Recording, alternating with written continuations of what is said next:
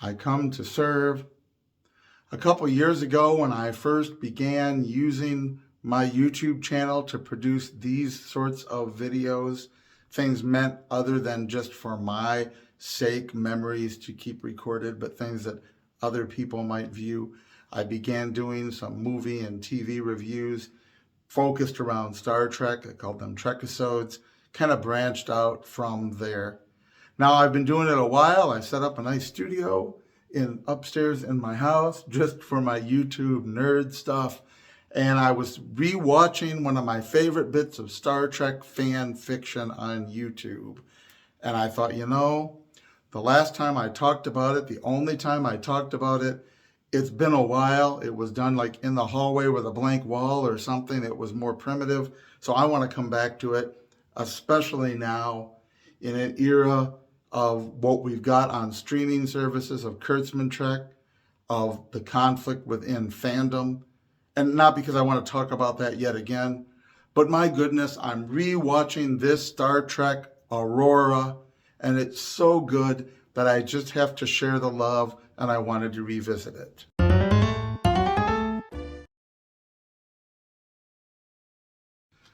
It's been about, I think, 5 years since I discovered Star Trek Aurora on YouTube.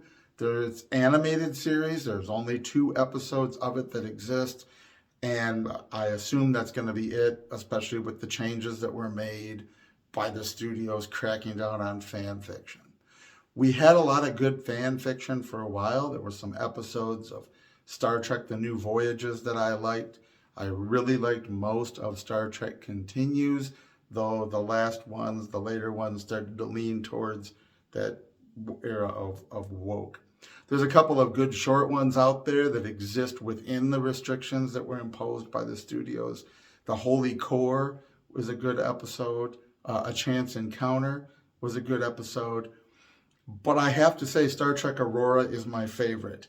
Animated, and I don't know enough about how animation works to describe it. It's a video game type of animation, but it tells the story apparently set in the time around the original series, maybe at the same time or just before or just after. We don't really get that pinned down.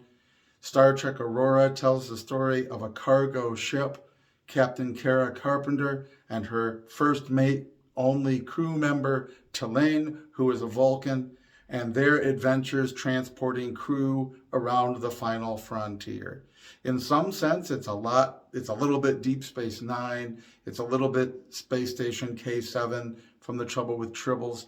It's a little bit the boomers that we saw in Star Trek Enterprise who haul cargo from place to place.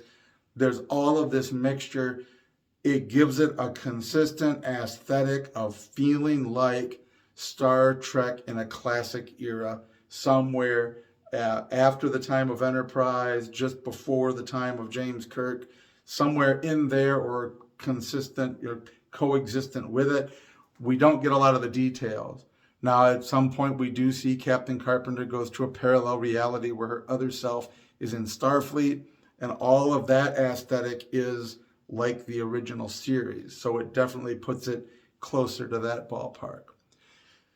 What it really does well is capture the ambiance and the feel of Star Trek, and yet it's a part of Star Trek we didn't linger on much.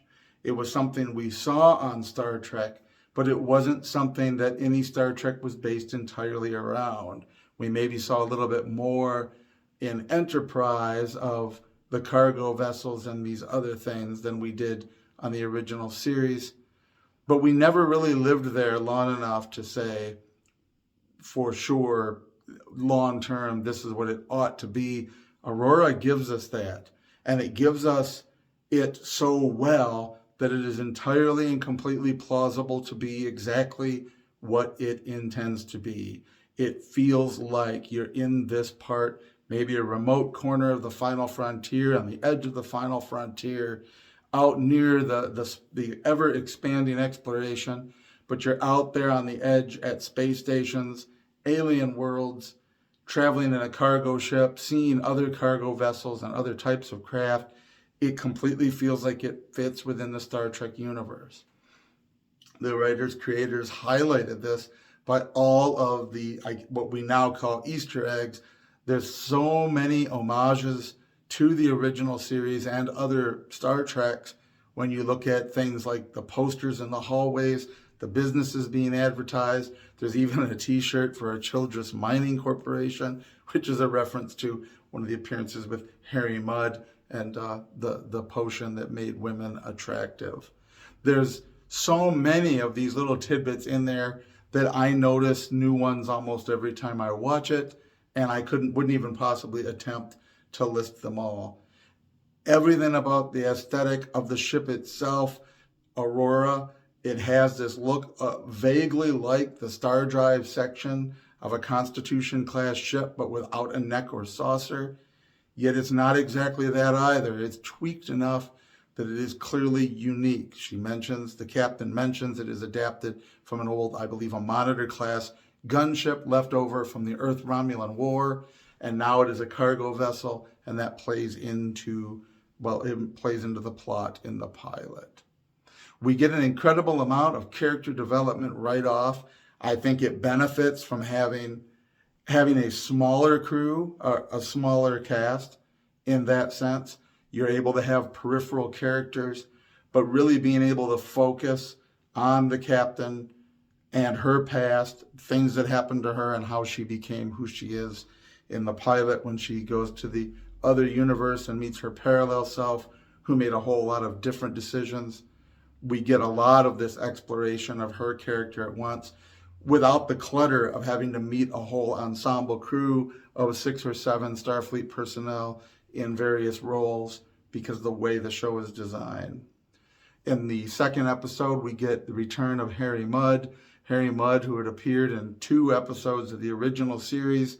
He was also in the animated series, if you count that as canon.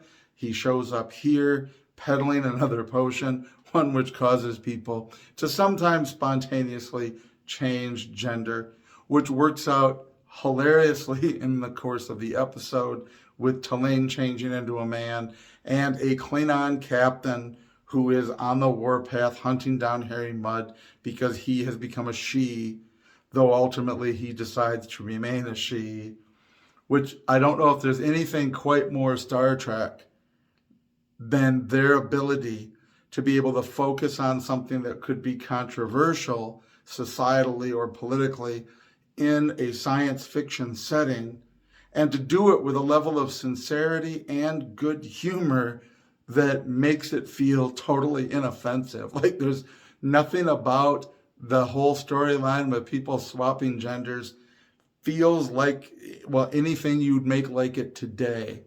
Anything that you make today that has nothing to do with that, but it suddenly has it inserted.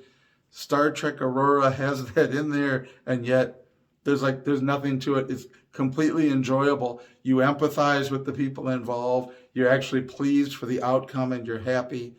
It's just incredible quality Star Trek. And I almost said it again. No, I'm not going to pick on the new stuff. I wanted this to only be about Aurora.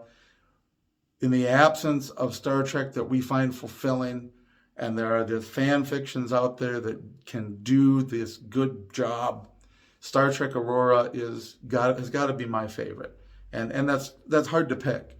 There are some episodes of Star Trek Continues that are right up there, but then there's some that are kind of, There's others that are, but Aurora, 2 wonderful episodes. Whenever I start one, I end up watching them both, and I don't know how many times at this point I have viewed it. If you haven't seen it, you're missing out. Give it a try. It is different than any Trek, and yet it feels solidly Star Trek. It feels like, looks like, written like. It is good quality stuff. Go see it, enjoy it. Let me know what you think below. If you've seen it, go ahead and let me know right away. Live long and prosper, and I'll see you next time.